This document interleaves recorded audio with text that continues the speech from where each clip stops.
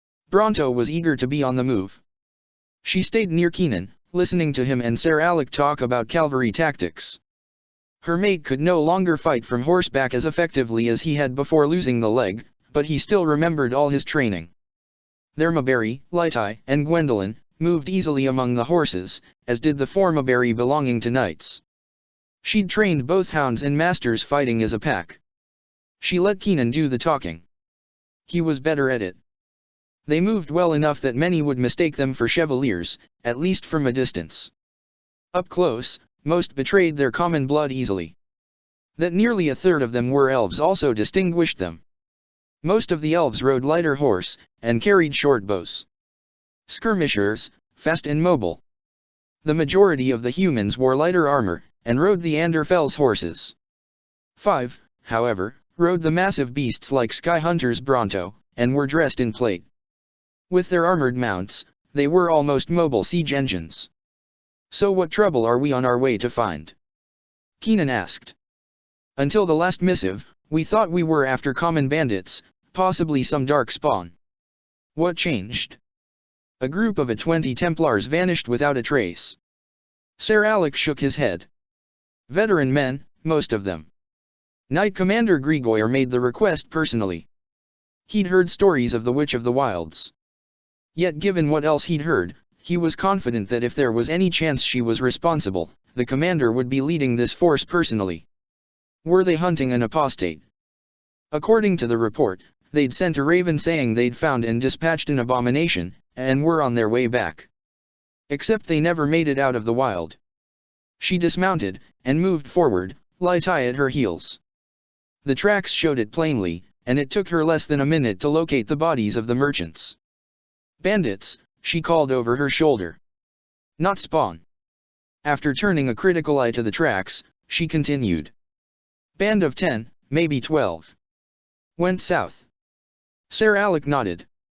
Let's take care of that problem, then see if we can find those missing Templars. The bandit saw the false leg, and his eyes lit up as he charged, sword above his head. Keenan shifted his weight to his good leg, spun, and cut the man down. The second bandit moved in more cautiously, and managed to last nearly 5 seconds. He may not have been what he was 3 years ago, but he was still a trained chevalier and warden. On the other side of the camp, he noted that some of the bandits had decided that the lone woman was an easier target than the knights. Skyhunter picked one up by the throat and smashed him against his compatriot before drawing her massive greatsword. At the academy, his instructors had disparaged such weapons as ungainly and awkward. But then, they'd never seen her. A few of the smarter bandits attempted to simply make a run for it, aiming for the rough terrain where the horses could not follow easily. Sir Alec sent the elves after them. Some of the bandits had surrendered. Arl Tegan had a reputation as a good and fair man, and perhaps they thought he'd show them mercy. Sirs. Yes, Zeph. Might want to come take a look at this. That Zeph had once been a bandit didn't slow him down at all on these runs. If anything, he seemed to enjoy them. But then, Zeph had been thief, not killer. The Chevaliers would have turned up their noses at the man, if not slain him outright for having the nerve to ask to join their ranks. He led them to a makeshift prison in the bandit camp. Maker's breath, those are Templars, Sir Alec said. The 2 men were in rough shape. Their wounds had been left all but untreated.